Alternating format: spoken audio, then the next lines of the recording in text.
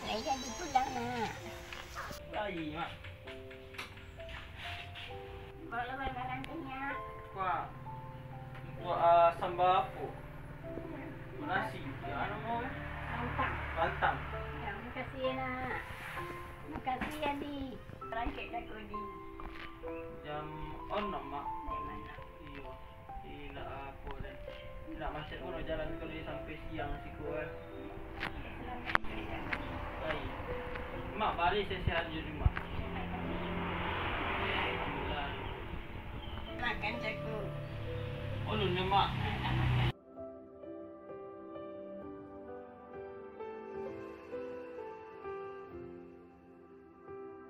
Mana mau sambal ya mak? Ikan tawar nak. Tawar. Ni mak ni kira lama je. Rantau ni tak ada ikut.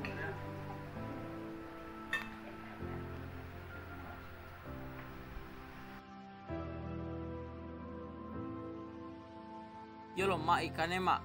Ikut ikan mana mau ya mak? Ikan ni lah ketik-ketik namanya. Kan nilai tiket. Iya. Mak boli tu mak tangguk ke mak? Amak pernah juga ke sawah. Jusa mak poi. Sama ni juga mak poinya. Kalau mau nak makan iko di rantau nak di iko dia. Tadi rumah membeli kambing, ambil dari kambing yang mak belah. Kambing yang tadi makan tidak dia tanya dulu pun tidak supaya jadi belah contoh. Lakam lah kambing. Dia tidak kambing.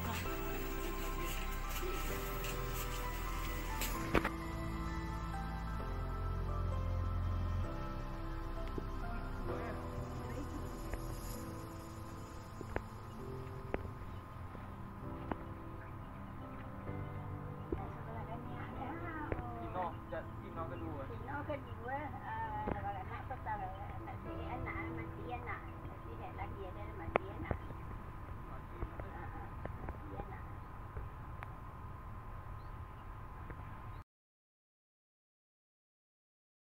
Halo, Assalamualaikum. Iya dapat cucawi dan kodok gini kawan. Lekek malu kasih deh. Jadi tunggu as tu deh. Lau TW.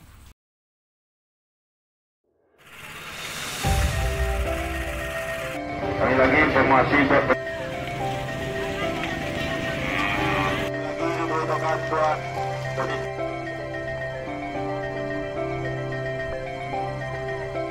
Kegisel deh kawan nak.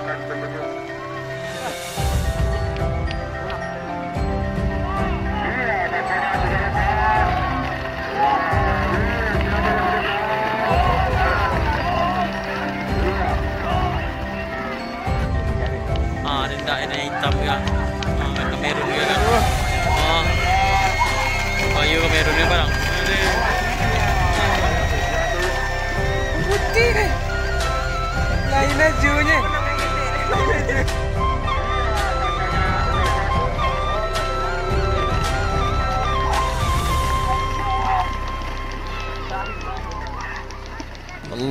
Allahu Akbar, Allahu